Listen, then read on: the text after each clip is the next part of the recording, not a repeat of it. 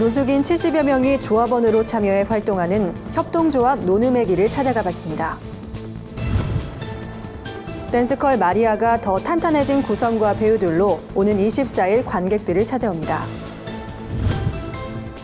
바람직한 수능기도회의 모습은 어떤 것인지 짚어봤습니다. 굿TV가 발행하는 인터넷 신문 뉴스 미션이 데일리 굿뉴스로 새롭게 거듭납니다. 안녕하십니까. 굿TV 뉴스입니다. 노숙인들이 직접 조합원으로 참여하는 협동조합이 있습니다.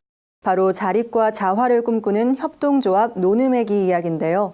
노름의기 이사장 김건호 목사를 만나 노숙인 사역과 앞으로의 계획을 들어봤습니다. 홍희연 기자가 보도합니다. 나눠 먹다라는 뜻의 순 우리말 노름의기. 김건호 목사는 노숙인들이 스스로 자립 의지를 갖고 더불어 사는 방법을 깨닫길 바라는 마음으로 협동조합 노름의기를 설립했습니다. 협동조합 노름의기에는 현재 70여 명의 노숙인들이 조합원으로 활동하고 있습니다. 이들은 노름의기 재활용센터에서 직접 물건을 팔아 수익을 남기고 공동 텃밭을 일궈 농작물을 생산하기도 합니다. 우리가 이렇게 살아갈 수 있겠구나. 우리 협동조합이 새로운 가족이 돼서 10년 후에 우리가 이렇게 살아가도 재미있겠구나. 이런 꿈들을 꾸시는 걸 경험을 했습니다. 그래서 갈 곳을 잃어 거리를 배회하던 노숙인들은 현재 정부 지원 주택과 고시원에 거주하며 점차 안정된 삶을 찾아가고 있습니다. 이들 중 2명은 실제 노름의기의 직원으로 일하며 일정 소득을 얻기도 합니다. 또한 노름의기 활동을 통해 용기를 얻어 떠나왔던 가족을 다시 만난 사례도 있습니다. 김건호 목사는 주거시설을 제공하거나 식사를 대접하는 것도 중요한 사역이지만 이제는 한 걸음 더 나아가 이들의 자립의지를 이끌어내는 것이 필요하다는 뜻을 전했습니다. 자기 스스로 자립할 수 있는 힘과 의지, 꿈이 만들어져야 되기 때문에 그렇게 살아가면서 우리가 노숙인으로 있을 때보다 지원을 받을 때보다 우리가 뭔가 함께 할 때 더 행복하구나 이런 걸 느끼면서 조금씩 그 꿈을 키워가고 있습니다. 노름의기는 앞으로 노숙인 공동주거시설을 세울 계획입니다. 시설을 통해 노숙인들이 서로 가족애를 느끼게 하고 공동 일자리를 창출해 의미 있는 삶을 살게 하는 것이 노름의기의 비전입니다. 끝으로 김 목사는 한국교회가 새로운 노숙인 사역 시스템을 구축해 이들이 꿈과 희망을 품도록 도와야 한다며 특히 의지를 갖고 살아갈 수 있도록 그리스도의 사랑으로 섬기는 것이 중요하다고 말했습니다. 굿TV 뉴스 홍우연입니다. 지난해 초연대 관객들에게 많은 사랑을 받았던 댄스컬 마리아가 더 탄탄해진 구성과 배우들로 다시 무대에 오릅니다. 배우들의 섬세한 연기와 감정, 극적 요소를 살려주는 음악으로 공연이 한층 더 풍성해졌다는 평입니다. 댄스와 뮤지컬이 합쳐진 댄스컬은 모든 파트가 대사 없이 춤으로 표현돼 극의 재미를 더합니다. 댄스컬 마리아는 현대사회에서 누구나 겪을 수 있는 권력과 명예, 성과 사랑 문제로 좌절하는 주인공이 하나님을 통해 삶의 위기를 극복해가는 과정을 이야기합니다. 공연을 제작한 공연 제작사 카리스의 김사비나 대표는 공연엔 이 시대를 살아가는 청년들의 현실적인 이야기와 문제들이 고스란히 담겨 있다며 하나님을 만나 깨닫게 된 사랑과 기쁨을 관객들에게 전하고 싶어 공연을 기획했다고 말했습니다. 댄스컬 마리아는 오는 24일부터 26일까지 서울 종로구 도양아트홀에서 만날 수 있습니다. 오늘의 사회 이슈를 유남희 기자가 종합해드립니다. 오늘의 이슈 포커스입니다. 도널드 트럼프가 미국 대선에서 예상 밖 승리를 거두면서 한반도 정세에 미칠 영향에도 관심이 모아지고 있습니다. 한미 동맹은 물론 대북 정책, 한미 FTA 이르기까지 모든 분야에서 급격한 변화가 예상됩니다. 전문가들은 트럼프가 주장한 대로 방위비 분담금을 급격히 인상할 경우 한미 동맹이 근본적인 위기를 맞을 수 있다고 분석했습니다. 또 북한 핵미사일 위협이 날로 커지는 상황에서 한국의 자체 핵무장을 용인할 수 있다는 예상도 나옵니다. 트럼프 당선 이후 동북아 안보 지형이 급격한 변화를 맞을 수 있는 상황에서 전문가들은 한국이 미국에 전적으로 의존하기보다 균형적인 동맹으로 나아가는 것이 필요하다고 강조했습니다. 일명 최순실 예산으로 지목된 내년 예산 규모가 3,500억 원에 이르는 것으로 드러났습니다. 청와대 비선실세 의혹을 받고 있는 최순실 씨가 관여해 만들어진 예산들입니다. 의혹이 제기된 사업 예산 중 일부는 문화체육관광부를 비롯한 각 부처가 자체적으로 깎거나 국회 상임위를 거치며 삭감됐습니다. 기획재정부는 현재 휴순실표 의혹이 제기된 예산에 대해 관계부처 검증과 검찰 수사가 진행되고 있다며 추진 시기와 지원 규모를 재점검해 예산을 조정하고 있다고 밝혔습니다. 국민 세금으로 운영되는 예산인 만큼 철저한 조사와 검증이 필요해 보입니다. 지난달 전체 실업률이 11년 만에 가장 높은 수준으로 올랐습니다. 청년 실업률은 외환위기 여파로 몸살을 앓던 1999년 수준까지 껑충 뛰었습니다. 실업률 증가는 산업계 구조조정 한파가 몰아친 영향으로 보입니다. 제조업 취업자가 11만 5천 명 감소하면서 4개월 연속 내리막길로 감소폭이 점차 커지는 추세입니다. 반면 서비스업에선 취업자 수가 증가했습니다.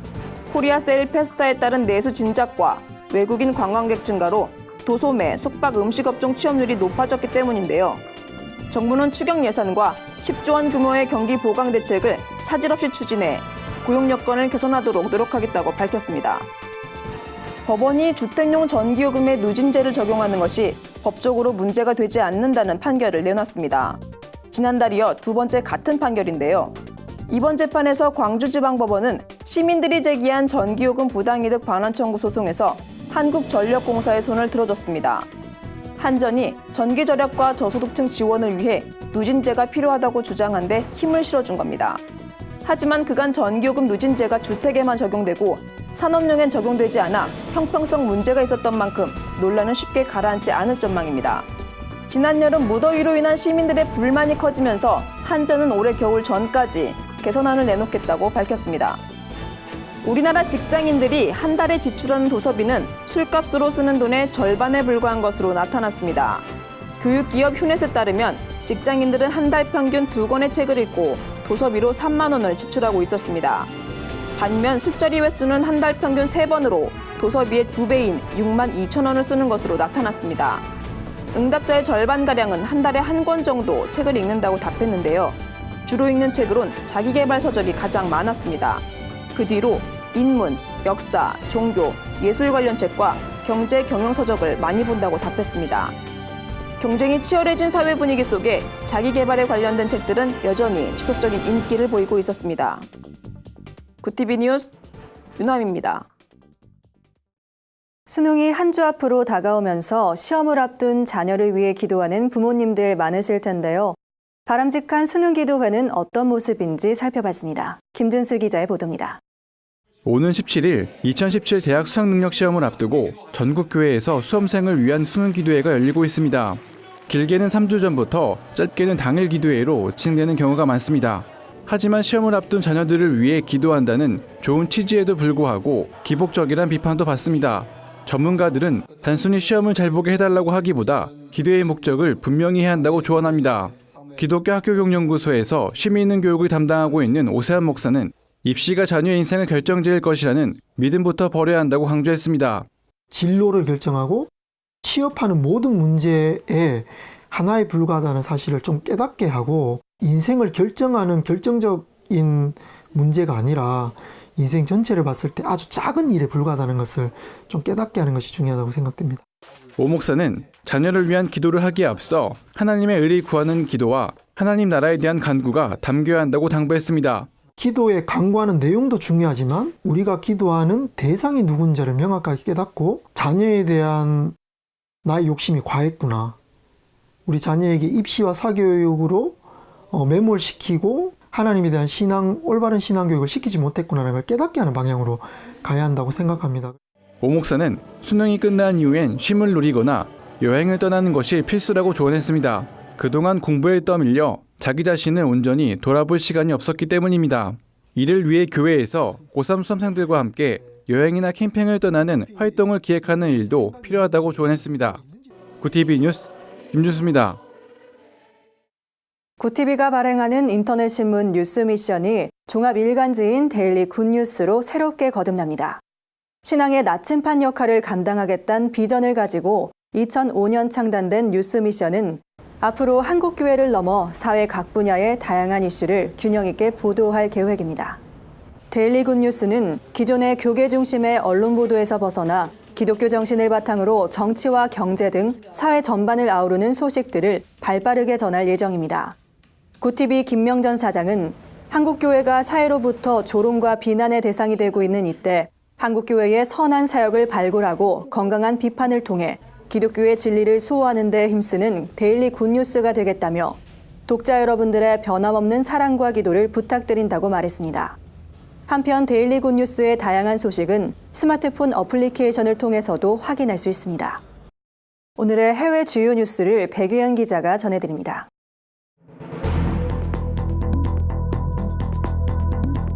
굿TV 월드와이드입니다. 세계 곳곳의 소식을 발빠르게 전해드립니다. 미 복음주의자의 지지를 받아온 도널드 트럼프가 미국 제45대 대통령에 당선됐습니다. 트럼프의 당선은 임신 말기 낙태와 동성애 권리를 옹호하는 힐러리 클린턴 대신 보수적인 트럼프를 지지한 복음주의자의 투표가 반영되었다는 분석입니다.